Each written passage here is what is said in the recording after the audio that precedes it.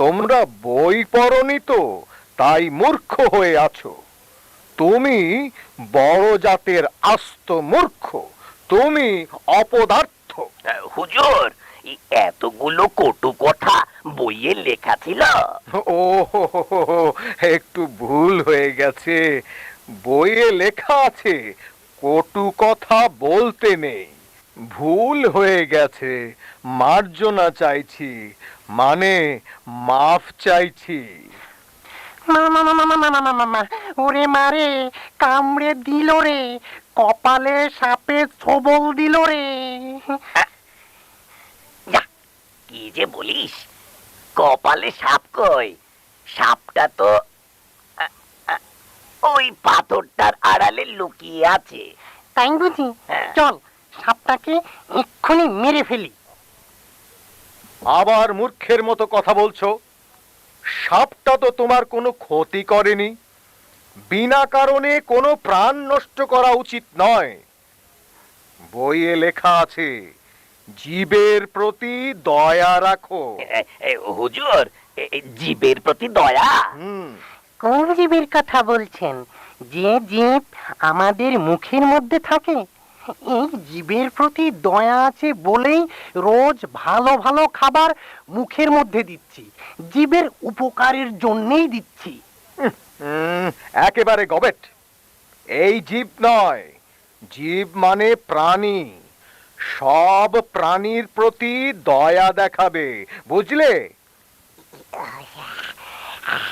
আসসালামু আলাইকুম সাধু পণ্ডিত সাহেব, আপনার সুনাম অনেক শুনেছি।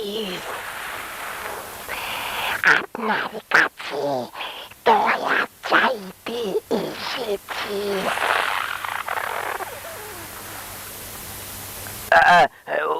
হুজুর, ওর কথা বিশ্বাস করবেন না।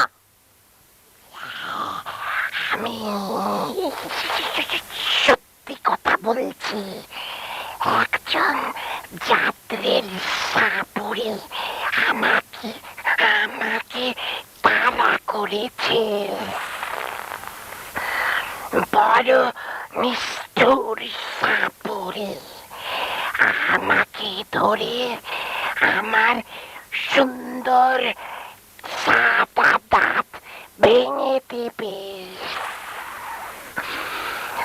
আমাকে বাঁচান এই বিপদ থেকে, সাহায্য করুন সুকোমল সাধু পণ্ডিত মশাই। আচ্ছা আচ্ছা, আচ্ছা, তোমার কোনো ভয় নেই। তোমাকে এই পুঁথির আড়ালে লুকিয়ে রাখি। শোনেন শোনেন, এ আবার কি? আমি সাপুরে। আপনাদের চোখে কি কোনো সাপ পড়েছে? সাপ কি ধুলো যে চোখে এসে পড়বে? না, মানে একটা লাল কালো সাপ দেখেছেন? সেটা ভয়ঙ্কর সাপ, বহুরূপী।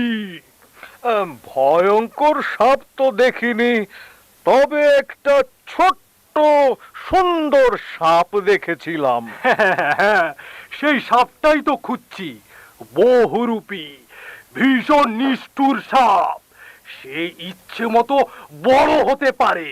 সুযোগ পেলে ড্রাগনের মতো বড় হয়ে মানুষ গিলে ফেলতে পারে। সাপটাকে তাহলে মেরে ফেলা উচিত। হ্যাঁ, বহুরূপী মানে খুব খারাপ জিনিস। হ্যাঁ, তোমরা কোনোদিন বই টই পড়নি বুঝি? ইচ্ছে মতো কি কেউ বড় হতে পারে? আর বহুরূপী যদি হয় সেটা মস্ত গুণের কথা। তার দোষ কোথায় পেলে? ওই 20 দাঁতের ছোবল খেলেই দোষ বুঝতে পারবেন। এই এই, যাও যাও, বাজে কথা বলো না, মূর্খ।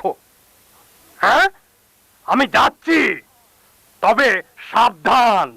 বহুরূপী সাপ মানুষদের ধোঁকা দেয়।